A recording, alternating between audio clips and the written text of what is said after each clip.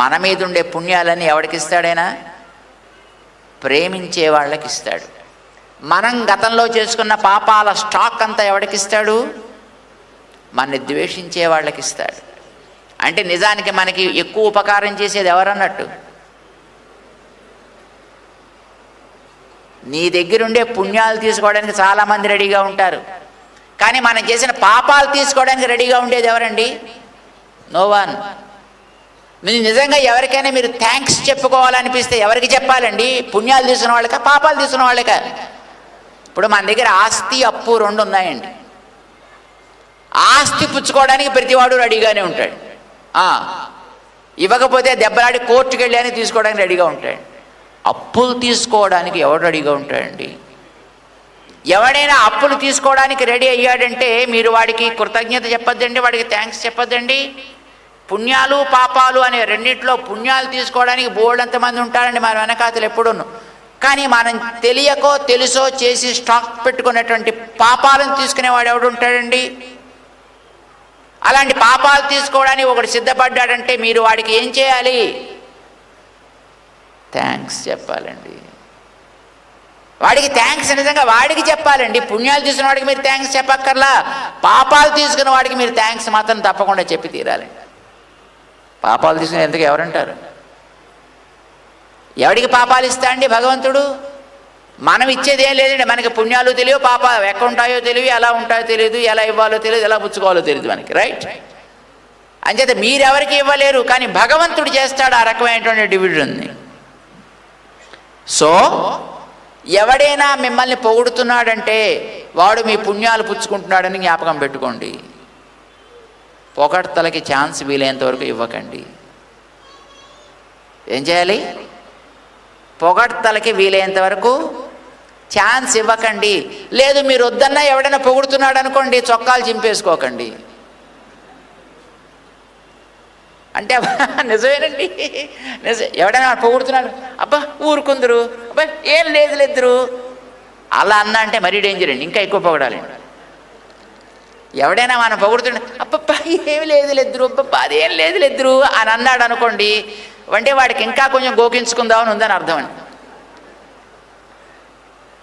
నిజంగా వాడికి అది పట్టకపోతే వాడు దాన్ని పెద్ద కేర్ చేయాల్సిన అవసరం లేదు. మీరు ఎవడో గురించి పొగుడుతుంటే మీరు పెద్ద పొంగిపోతారండి ఎప్పుడైనాను, టారు వదిలేస్తారు దాన్ని.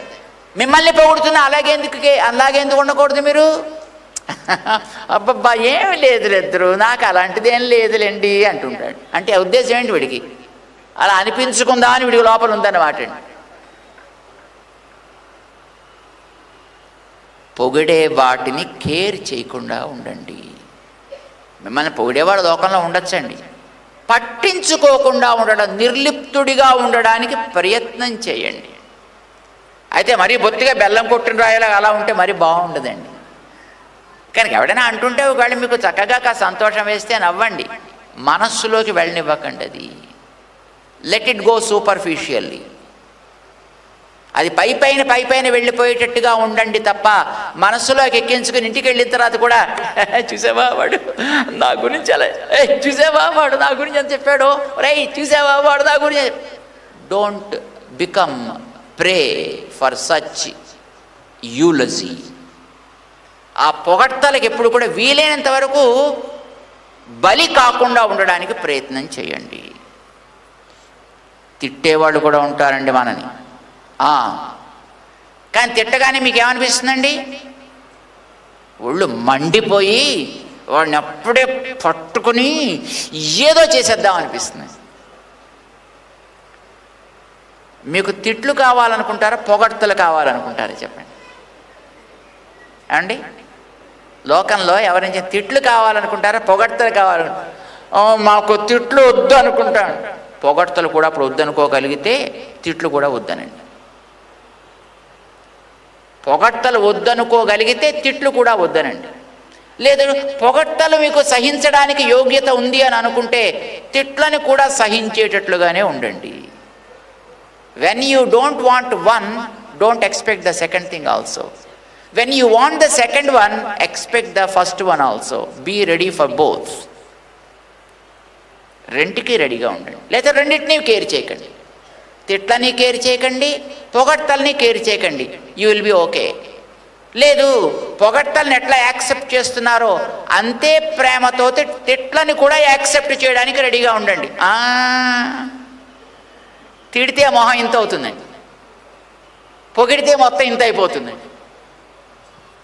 అలా కాకుండా ఉండగలగడం అనేటటువంటిదే మనం చేయాల్సినటువంటి సాధన.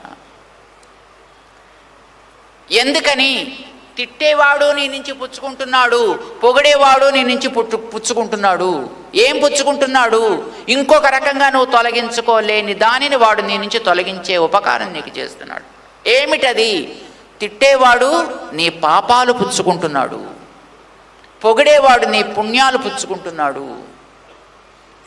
మీరు నిజంగా థ్యాంక్స్ చెప్పదలిస్తే తిట్టేవాడికి థ్యాంక్స్ చెప్పండి. ఎవడైనా మిమ్మల్ని కఠినంగా మాట్లాడితే, కష్టం కలిగేటట్టు మాట్లాడితే చక్కగా నవ్వుతూ దాన్ని యాక్సెప్ట్ చేయండి, థ్యాంక్స్ చెప్పండి. ఎందుకని వాడి మీ పాపాలు పుచ్చుకుంటున్నాడండి, which is very difficult. Nobody likes it, nobody accepts it, but still he is receiving things from you. Be thankful to such people. వాడికి థ్యాంక్స్ చెప్పండి.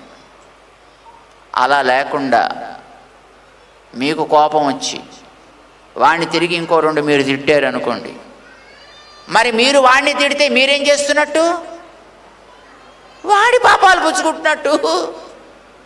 వాడు మిమ్మల్ని తిట్టి మీ నుంచి 4 పాపాలు తీసుకుంటే మీరు మళ్ళీ వాడిని తిట్టగానే మీ 4 ప్లస్ వాడి 40 కలిసి మొత్తం మీ దగ్గర మళ్ళీ వస్తున్నట్టు అనమాట. మరి అది మీకు ఇష్టమేనా? నో.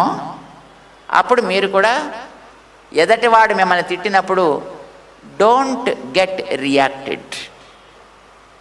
పెద్ద ఏదో ఓవర్గా స్పందించిపోయి ఏదో వాడిని మళ్ళీ తిట్టే ప్రయత్నం చేయకండి.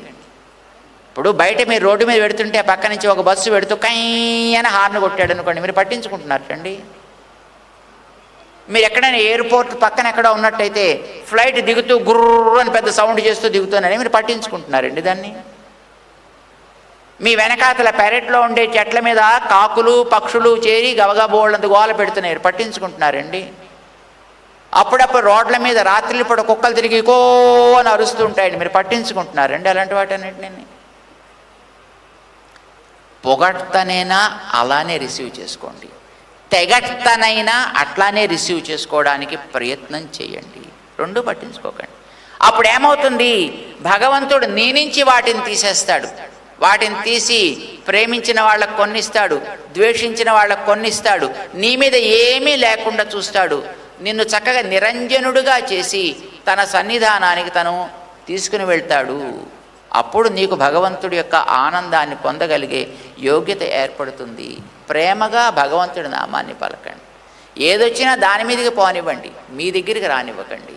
ఇది మనం చేయాల్సినటువంటి ప్రాక్టీస్ చేయొచ్చండి. There is nothing wrong in doing good things, right? So try. ఈవేళ నుంచే ట్రై చేయండి. ట్రై చేయమంటే ఇంటికి వెళ్ళి తిట్టవయా నేను చూస్తానని అలా చేయకండి, అలా కాదు. But when things happen on their own, అలాగా మీ కంట్రోల్ లేకుండా జరిగినప్పుడు మాత్రం ఈ రకమైనటువంటి స్థితిలో మీ మనసు ఉండగలిగేట్టుగా ప్రయత్నం చేయండి.